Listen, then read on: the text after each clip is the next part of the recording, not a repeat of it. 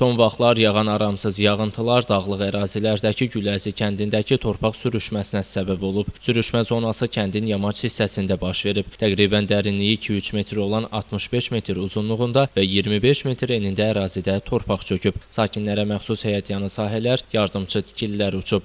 Ərazidə olan yeganə təhsil müəssisəsinə aparan yolun bu hissədən keçən hissəsinə torpaq axaraq yolu kəsib. Bu yoldan ətraf kəndin sakinləri də istifadə edir. Yolu bağlayan torpaq qatı gediş-gəlişi məhdudlaşdırıb.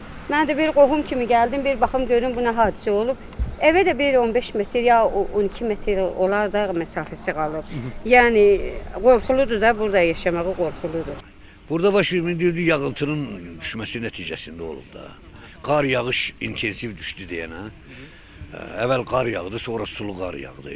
Torpaq qatı həmçinin kəndin əsas gediş-gəliş yolunu da bağlayıb. Hal-hazırda əraziyə Azərbaycan Avtomobil Yolları Dövlət Agentliyinin 11 nömrəli xüsusi təyinatlı yol istismarı məhdud məsuliyyətli cəmiyyətinin texnikası cəlb edilib. Yolun təmizlənməsi işləri həyata keçirilir. Səhər saatlarında bizə məlumat daxil oldu ki, Güləzi kəndində sürüşmə hadisəsi baş vermişdir. Qeyd etmək istəyirəm ki, həmin bu baş verən hadisə 11 nömrə xüsusi təyinatlı yol istismarı MMC-nin balansına daxil olan 4 kilometrlik avtomobil yolunda baş vermişdir və həmin ərazidə bizim 11 nömrə xüsusi təyinatlı yol istismarı MMC-nin balansındadır. Tərəfimizdən həmin dəqiqə tədbirlər həyata keçirildi və baş vermiş hadisənin nəticələri tez bir zamanda aradan qaldırıldı. Avtomobillərin hərəkəti təmin olundu tam şəkildə və bu günə kimi də tərəfimizdən bütün tədbirlər həyata keçirilir və vəziyyət nəzarətdə tam olaraq saxlanılır.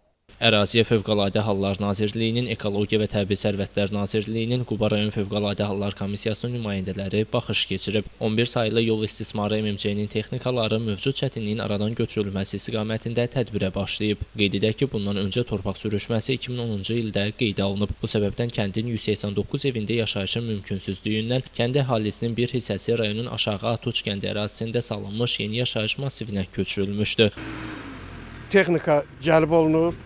Məktəbə gedən yolun açılması davam edir. Gediş-gəliş üçün hələ ki çətinlik yoxdur. Cəmaət, məktəb uşaqları, məktəbə gedib gələn işçilər rahatça gedib gəlirlər. Aydın Adgözəlov bugün informasiya proqramı üçün.